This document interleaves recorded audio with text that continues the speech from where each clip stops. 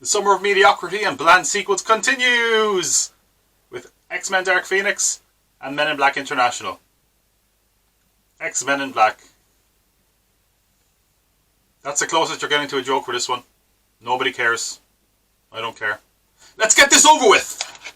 X-Men Dark Phoenix is X-Men 3. X-Men 3 is bad. I can't think of a film that's been met with more ambivalence and indifference than this movie. And what's worse is it feels like the filmmakers feel the exact same way. The X-Men series is something of a landmark in superhero cinema.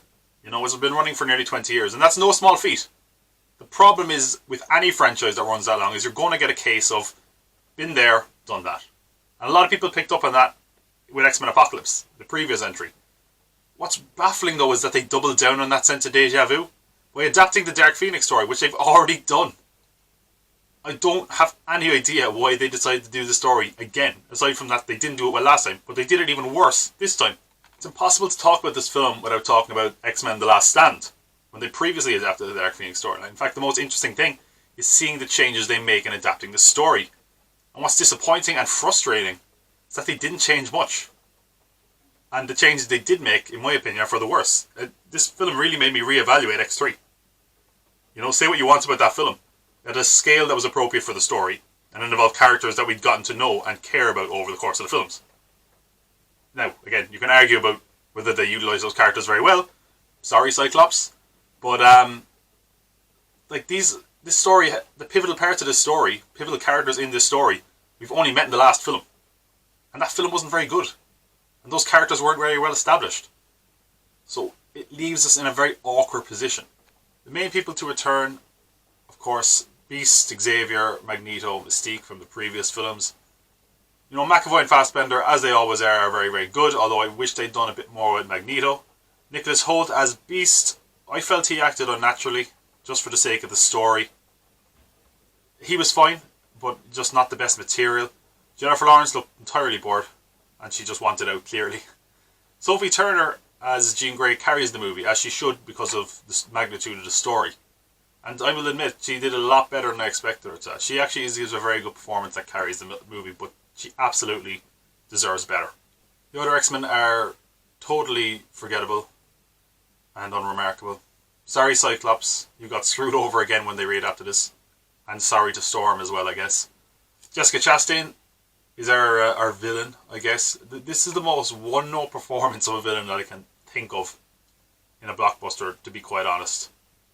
And, okay, so they're not revealing who she is as a villain, right?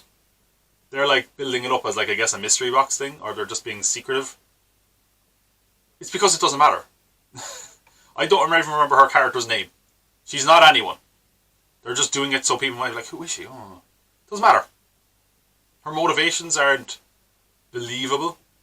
She's literally just there because they're like, oh, well, we can't have Jean turn evil by herself. And the thing is, they give her motivation to turn evil. It's a very weak motivation, but it doesn't matter. Meanwhile, the motivations of Xavier to do what he does seem pretty reasonable and justifiable. But the movie has us believe, like, oh, he's a monster.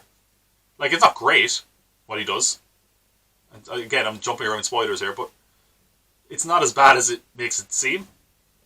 It's just ridiculous. And this movie does very little to justify its existence. It's like they're just like, take the characters, let's do this story again. And it sucks. They didn't do it any better. I think they actually did the story worse. There's not even a point going over the story. This is the Dark Phoenix story again. If you've seen X3, it's that story again, pretty much, with a few minor changes. Not only that, but, like, and again, X-Men 3 had loads of stories, which was way too much. This one has so little story that there's parts of it where there's just nothing happening. And it's so boring because of it. You're just waiting for something to happen. It feels like the plot is, like, it started straight away, and then they're like, okay, let's just spin wheels until we get to the end. Great. So when you don't have the story, what else do you have? Action, I guess, right? Surely, if you're not going to go for a good story, let's go for spectacle, let's go for action. This is a really expensive movie, and I guess it's because of reshoots and the cast and all that. It feels so cheap. Some of the action scenes are just like, hey, let's have a fight under a bridge. Let's have a fight in some suburb. Like, it's ridiculous. And not only that, whatever about the setting, the action in this is so uninspired. Storm barely uses her powers aside from lightning. You know she can control the weather, right? It's not just like pew, lightning. Give her something else to do. Like Nightcrawler's in this. I forgot Nightcrawler was in some of these scenes until just now. Seriously. And they introduced 2 new mutants. And not like the New Mutants, not like that movie we're never going to get. They introduced 2 new mutants for the fight scenes. And they're the worst possible choices. They're so lazy. So they introduce a psychic mutant just so Xavier can have someone to fight. So we get a lot of this.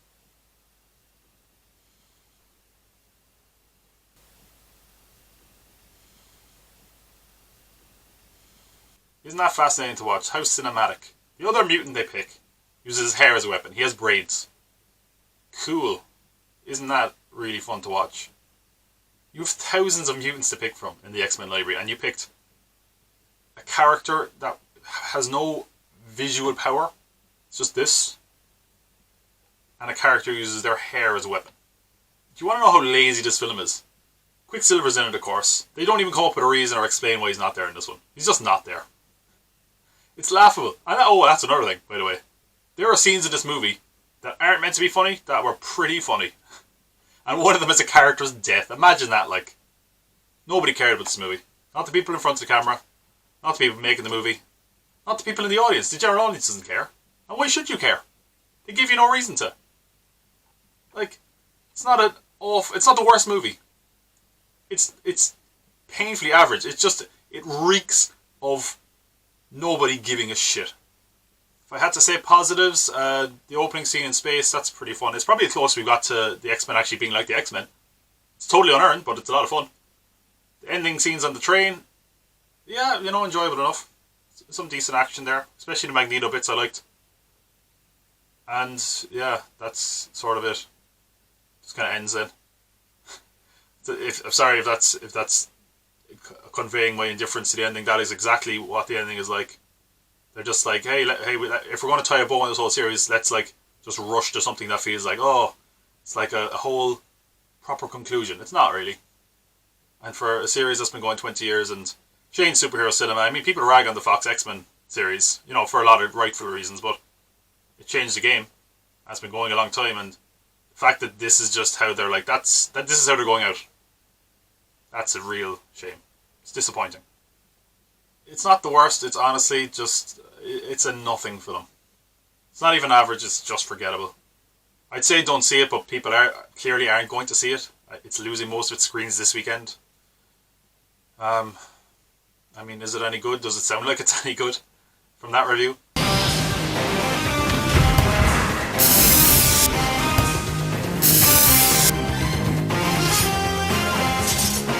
And now we got to review another movie. This one's not even worth suiting up for. Men in Black International is... Men in Black International... Fuck this. You just finished watching my review of Men in Black International. It was funny, informative, and showed great critical analysis. Here's what you need to remember in case anyone asks. MLB International is everything you've already seen in a Men in Black film. What's worse is that it hangs its hat on cliches and tropes that some of the previous movies managed to avoid. Chemistry between Hemsworth and Thompson is pretty good, but it was better in Thor Ragnarok. Speaking of Thor Ragnarok, this movie would really benefit from someone like a Taika Waititi, someone that brings a bit of fresh life to it, something energetic and weird, or maybe even someone like the Rick and Morty guys, because this is a very, very bland film. You know who the villain is, even if you say you don't, you will figure it out almost straight away. The comedic relief is okay, but entirely overplayed. The film has like 4 acts, somehow, and an awfully structured screenplay. The action isn't good enough to be an action movie, sci-fi isn't good enough to be a sci-fi film, and the comedy isn't enough to satisfy you either. If you catch it on an airplane, yeah, you might be happy enough, check it out. Otherwise, give it a miss. Oh, and next time you watch a video with me, or see me, you'll be incredibly attracted to me. Actually, that's a little bit creepy. Just like and subscribe instead.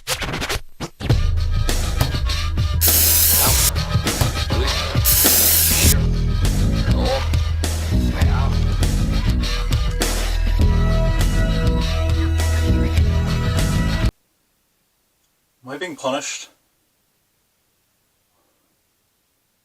Did I do something wrong? The same summer I started a review series is the same summer some of the most mediocre and bland, forgettable films. Just give me a sign. Do I stop? Should I keep going? Is there a movie I'm missing?